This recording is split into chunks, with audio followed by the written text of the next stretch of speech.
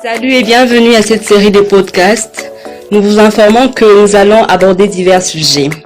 Et au cours de chaque épisode, nous vous préciserons lequel sera abordé. Chaque samedi à 15h sur notre chaîne Motivation P15, un nouvel épisode sera diffusé. Restez branchés et à bientôt.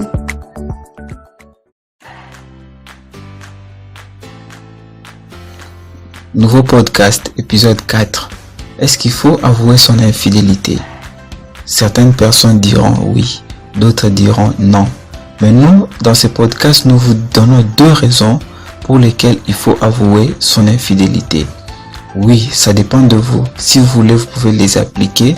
Mais déjà, nous allons vous expliquer pourquoi et comment utiliser ces 2 raisons pour avouer son infidélité.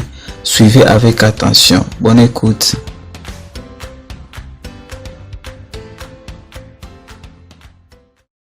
Salut les gagnants, j'espère que vous allez très bien. Je suis aussi très ravi d'être là et je suis vraiment en forme, ça je vous l'ai dit, parce que vos messages, vos commentaires, tout ce que vous faites pour la chaîne Motivation P15 m'a vraiment donné une joie et c'est grâce à vous que j'ai encore cette force de faire encore ce que j'ai fait aujourd'hui. Je vous dis sincèrement merci du fond du cœur. Je ne vous oublierai jamais.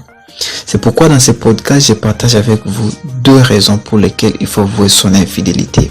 Oui, 2 raisons. Déjà, vous vous demandez, mais qu'est-ce qui se passe? Qu'est-ce qui prend ces messieurs? Avouer l'infidélité? Jamais, jamais, jamais. Non. Il y a aussi des gens qui vous diront, mais on ne peut pas avouer l'infidélité. Parce que si vous le faites, vous allez perdre des points et vous ne gagnerez aucun point. Mais moi, je vous dis, si vous avouez votre infidélité, si vous utilisez ces 2 raisons, j'espère que vous allez me donner raison. Ok? Alors la première, c'est simple. Je m'appuie sur un principe. Et le principe dit qu'une faute avouée est à moitié pardonnée.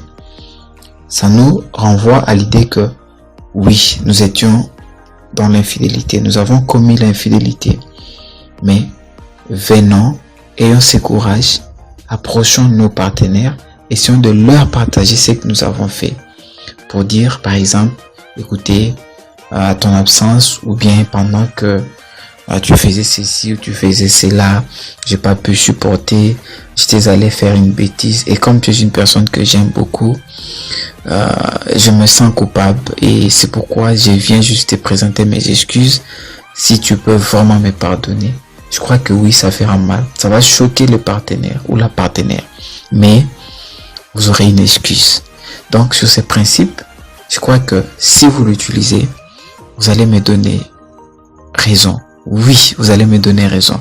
Parce que, imaginez que vous n'avez rien dit et que votre partenaire découvrait ce que vous aviez fait.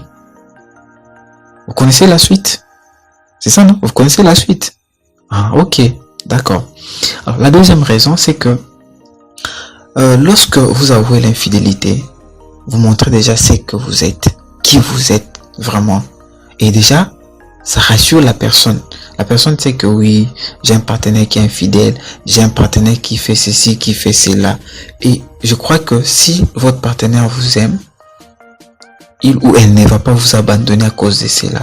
Au contraire, il ou elle va chercher de moyens ou de méthodes pour vous faire comprendre que l'infidélité c'est mal et que vous pouvez abandonner. Et par ces conseils, je suis sûr que vous allez abandonner. Parce que vous êtes infidèle, oui, vous ne dites rien. Vous allez passer pour une autre personne. Ça c'est vrai, croyez-moi. Vous allez passer pour une autre personne. Un hypocrite par exemple. Ok? Ah non, je suis là. Non, je suis toujours à la maison. Et vous croyez que oui. Ah, votre partenaire vous prend pour un saint, pour une sainte, d'accord. Mais après tout, c'est pas ce que vous êtes, voyez. Donc le mal, c'est que quand vous n'avouez pas, vous allez passer pour une autre personne.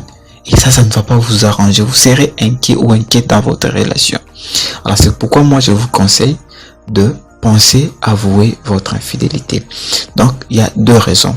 La première, c'est simple, c'est que une faute avouée est à moitié pardonnée. Vous avouez votre infidélité, vous avez une chance, ça c'est vrai, un certain degré de chance d'avoir une certaine excuse.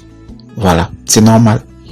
Et deuxièmement, quand vous avouez l'infidélité, déjà vous montrez qui vous êtes. Et ça ne va pas vous créer d'autres problèmes après. Parce que votre partenaire peut vous aider à changer. Et ça, c'est encore mieux pour vous, ok? Mais alors, écoutez-moi les amis, s'il vous plaît. C'est un conseil gratuit. Vous devez savoir que l'infidélité est mauvaise. Et ça crée un déséquilibre dans un couple, ok? Et cela introduit aussi un manque de confiance. Jusqu'à tel point que ça peut pousser l'autre partenaire à être infidèle ou à devenir infidèle. C'est pourquoi si vous êtes infidèle, moi je vous dis, s'il vous plaît, essayez de penser à ces conseils. C'est pas bien l'infidélité.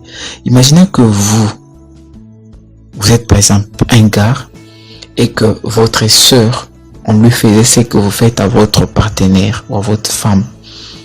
Ou bien, vous êtes une femme ou une fille et que votre frère subissait le même sort que vous faites à votre mari. Vous voyez ce que ça fait, hein?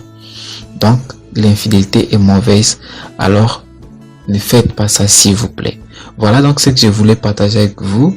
Nous, en latin, nous disons vita nulla est sine amicitia, pour dire la vie est nulle sans amitié. Nous voulons créer une amitié avec vous, donc venez vers nous, posez-nous vos questions, nous allons vous répondre, nous allons échanger et ça va aussi nous enrichir parce que personne n'a le monopole de la connaissance. On ne fait que se compléter et c'est comme ça que nous allons vivre cette harmonie. Donc on se retrouve dans un autre épisode, portez-vous bien et à très bientôt.